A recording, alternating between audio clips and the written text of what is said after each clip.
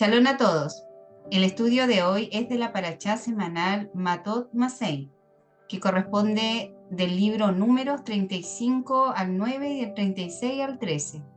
En esta séptima aliyá se ordena a los judíos que se designen 6 ciudades de refugio. Estas ciudades ofrecen refugio a una persona que sin darse cuenta mata a otra. El asesino debe permanecer en la ciudad de refugio hasta la muerte del sumo sacerdote servidor. Se ordena a los judíos que no tomen dinero de sangre de un asesino, intencional o no, que desee aligerar su sentencia. En la lectura de la semana pasada, Hashem instruyó a Moshe para que diera a las hijas del difunto Zelaphat su porción en la tierra de Israel.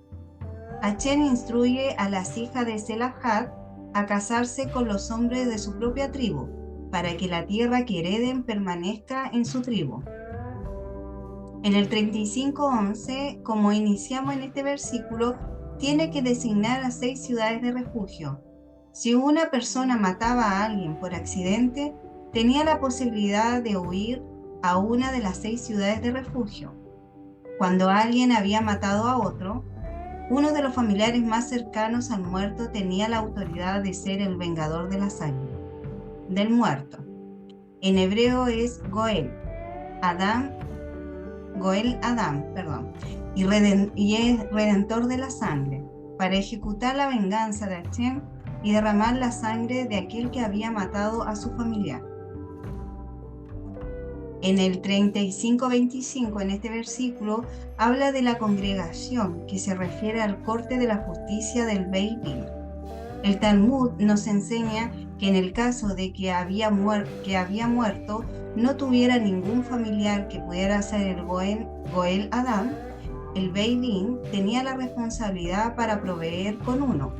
Este Goel tenía la autoridad para matar al asesino en todo lugar donde lo encontrara, pero si en el tribunal juzgaba que el homicida había matado sin intención, el Goel tenía prohibido vengarle dentro del área de la ciudad de refugio.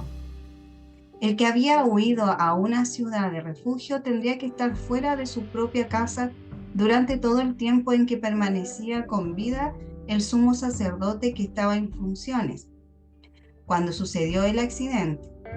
Incluso el que haya matado a otra persona por medio de un accidente tiene que sufrir un tipo de castigo de cárcel.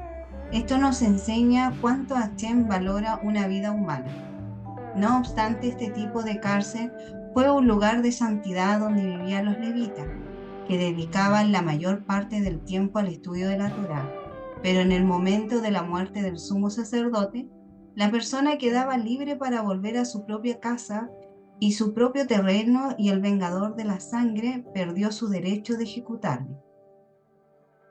3 veces se habla aquí de la muerte del sumo sacerdote. Otra vez se encuentra el número de 3 en relación con la muerte, lo del sumo sacerdote, lo cual es una alusión a la muerte del Mesías. Lo único que se podía liberar al asesino por accidente de su situación del exilio es la muerte del sumo sacerdote, que fue ungido con óleo santo. La Torá destaca el hecho de que el sumo sacerdote haya sido ungido para aludir a Yeshua, el ungido, y en hebreo es Mashiach. Por medio de su muerte somos liberados de las consecuencias de nuestros pecados que hemos cometido por error. En el 36:6 dice que en este versículo habla de las hijas de Zelofhad, diciendo: cásense con el que bien les parezca, pero deben casarse dentro de la familia de la tribu de su padre. La herencia de los terrenos en Israel se daba en primer lugar a los hijos varones. Cuando una hija se casaba, podía gozar de un terreno o de una casa en la tribu de su esposo. Sin embargo, en este caso, algunas hijas de Israel recibieron un terreno de su padre, por no tener hermanos. Ellas tenían que casarse dentro de su propia tribu para que su terreno no pasara a la posesión de las otras tribus. Cuando nos dice cásese con el que bien les parezca, esto nos enseña que Hashem no ha destinado una sola persona por la cual se puede casar. Hashem da libertad para que uno pueda casarse con la pareja que bien le parezca, con tal que sea dentro de la tribu de uno. En este texto dice que una viuda tiene el derecho de casarse con quien quiera, solo que en el Señor, perdón. Es decir, con uno que tiene la fe en Yeshua.